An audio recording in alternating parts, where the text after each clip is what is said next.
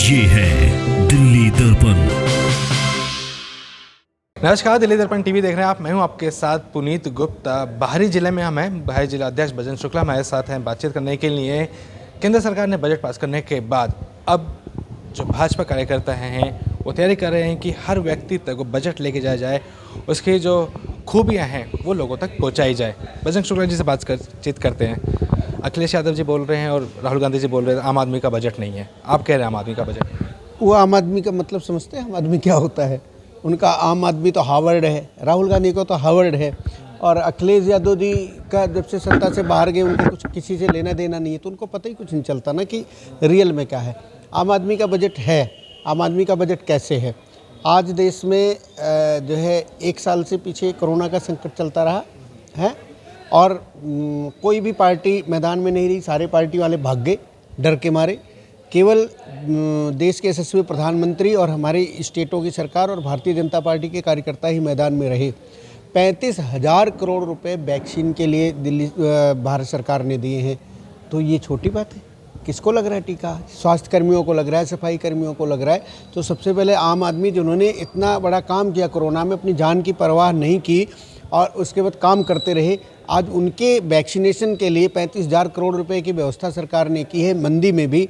तो ये आम आदमी की बात नहीं है। और आप देखिए, जो सड़कों का जाल था, जो पहले 2 से 4 किलोमीटर सड़कें बना करती थी, आज 28 किलोमीटर प्रति जो घंटा सड़कें बन रही है। तो ये कौन चल रहा है इसके ऊपर? ये आम आदमी के लिए काम नहीं हो रहा। और जो अभी राशन मुफ्त बांटा गया, पिछले 9 महीने तक राशन हम देते रहे आम जनता को, गरीब जनता को कोरोना काल में, ये आम आदमी का काम नहीं है क्या? इसके लिए फंड कहाँ से आ रहा है? तो सरकारी मुहैया करा रही है ना। तो ये निश्चित रूप से आम आदमी का बजट है और गरीब का बजट है। 3 मुख्य बिंदु अगर इस बजट का आप गिनवा, अभी तो आपने काफ़ी बिंदु गिनवा दिए, मगर 3 बिंदु ऐसे जो सीधा लगे कि हाँ ये मेरा फ़ायदे का सौदा है। नहीं, किसके लिए फ़ायदे की बात कर रहे हैं? मैं अलग अलग वर्ग लोगों की बात करता हूँ। व्यापारी के लिए अगर मैं व्यापारियों की बात करता हूँ। व्यापारियों के लिए आपने एक बहुत बड़ी बात देखी होगी। व्यापारियों के लिए जो बही खाता वो 6 साल तक सहेज के रखते थे और उसके बाद कोई भी ऑफिसर आके कह देता था पिछला खाता दिखाओ, पिछला खाता दिखाओ। अब आदमी इतना सहेज के नहीं रखता था। उस विषय को ख़त्म कर दिया। केवल 3 वर्ष के लिए जो है ये कह दिया कि आप अपनी उसको संभाल के रखें। तो निश्चित रूप से ये बहुत बड़ी बात है। आप उनसे पूछे, व्यापारी से पूछे ना, वो बताएंगे कि मुझे कितना फ़ायदा हुआ है। तो ये व्यापारी वर्ग के लिए बहुत बड़ा फ़ायदा है।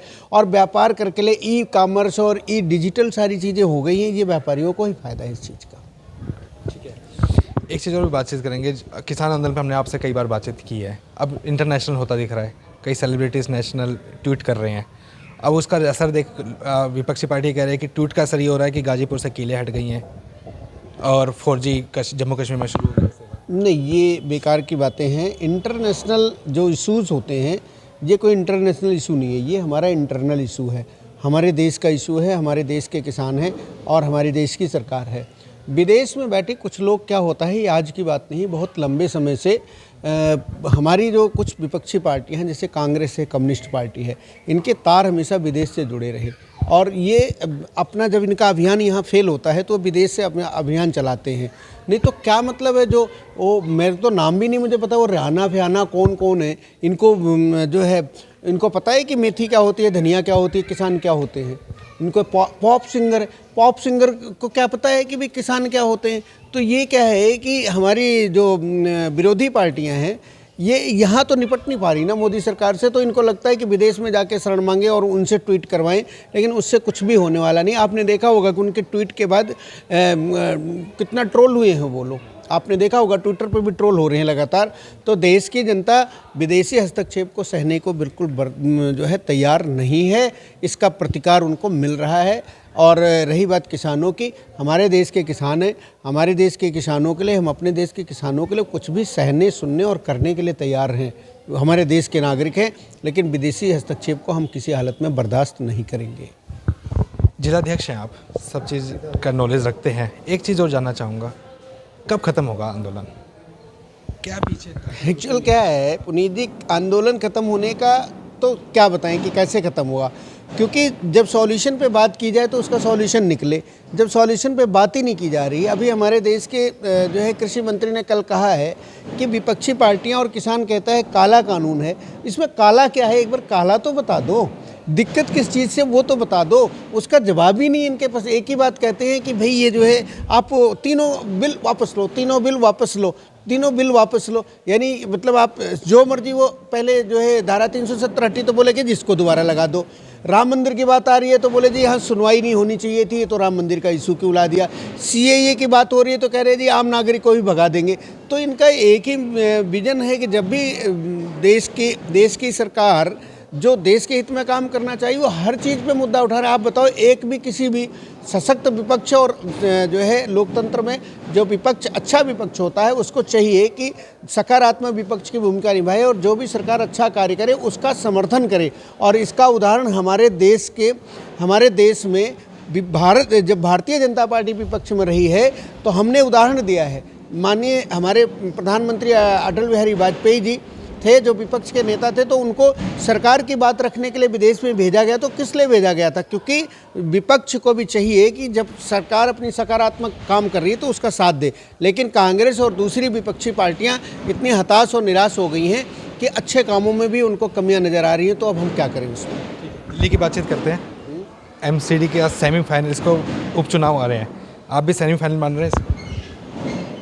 नहीं, हम तो किसी भी चुनाव को सेमीफाइनल और फाइनल मानते नहीं। हम तो चुनाव को चुनाव मानते हैं और जीत हमारा लक्ष्य होता है। उससे कम पे हम समझौता करेंगे नहीं, उससे समझौता करते भी नहीं। और आपने देखा होगा कि पहले भी हमारे जिलाध्यक्ष काम करते रहे और मैं भी पिछले 5-5.25 महीना हो गया मुझे काम करते हुए। ज़िले में आप जगह जगह घूम रहे हैं, आप ऐसे ग्रास रूट संवाददाता हैं जो गलियों में भी घुसते हैं, कार्यकर्ताओं में भी जाते हैं। आप बता दीजिए कि भी कार्यकर्ताओं में कितना ज़बरदस्त उत्साह आया है। आज की कार्यकारिणी की बैठक थी, 100 से 150 कार्यकर्ता मात्र जो है 24 घंटे के नोटिस पे यहाँ इकट्ठा हुए थे। तो बहुत बड़ा उत्साह है जो है भारतीय जनता पार्टी। कह रही है कि 2 मुद्दे लेके हम लोगों के बीच जाएंगे, एक तो सफाई और भ्रष्टाचार। आप क्या मुद्दे लेके जाएंगे? हमारे पास तो हमारा काम है, दिल्ली नगर निगम काम कर रही है। सफाई के लिए तो ये अच्छा काम कर रहे हैं, बहुत बढ़िया काम कर रहे हैं। हमारे को मुद्दा दे रही हैं, हमारे एमसीडी कर्मचारियों को तनख्वाह ही नहीं देते। सफाई अगर किसी वजह से नहीं हो रही है तो उसके जिम्मेदार केजरीवाल हैं, उनके विधायक हैं, क्योंकि वो एमसीडी की तनख्वाह नहीं दे रहे। और भ्रष्टाचार की बात करें तो केजरीवाल और भ्रष्टाचार, ये मुंह और मसूर की दाल। भ्रष्टाचार की बात करें, अभी 26,000 करोड़ रुपए का घोटाला जल बोर्ड का करके रखा है, पहले उसका हिसाब दें, उसके बाद बात करेंगे। आप ये लोगों के बीच में लेके जाएंगे सर? बिल्कुल लेकर जाएंगे। 26,000 करोड़ रुपए का घोटाला किया है, आज तक दिल्ली सरकार के जवाब नहीं बन रहा। एक भी पीछी नहीं की इन्होंने, एक भी जवाब नहीं दे रहे। क्यों नहीं दे रहे? हम आरोप लगा रहे हैं, और आरोप नहीं, ये जो है दिल्ली वित्त निगम ने कहा है, हमने नहीं कहा है। दिल्ली वित्त निगम ने कहा है कि 26,000 करोड़ रुपये बताओ कहाँ चला गया। बता ही नहीं रहे, कह रहे वहाँ पानी लगा दिया, वहाँ पाइप लगा दी, कहीं पता ही कुछ नहीं है। तो पहले अपने घोटाले की बात करें ना। हमारा तो कोई घोटाला नहीं, हम तो पाक साफ है, हम तो अपना दिल्ली जनता का काम कर रहे हैं। और 13,000 करोड़ रुपए हमारे देते नहीं, इसलिए जो है हमारे कर्मचारियों को तनख्वाह नहीं मिल पा रही, इसलिए थोड़ी बहुत समस्याएं आ जाती हैं। कर्मियों को मनाएंगे, एमसीडी के कर्मियों को बहुत परेशान है, तनख्वाह नहीं है। अब ये तो है, ये तो बहुत संवेदनशील विषय है कि कर्मियों को तनख्वाह नहीं मिल रही है। और इसके लिए हम फिर कह रहे हैं, सद्भावनापूर्वक कह रहे हैं, केजरीवाल जी से अनुरोध कर रहे हैं कि केजरीवाल जी आप राजनीति मत करो, आप परिवार को चलने दो, हमारे कर्मचारियों को, एमसीडी को चलने दो।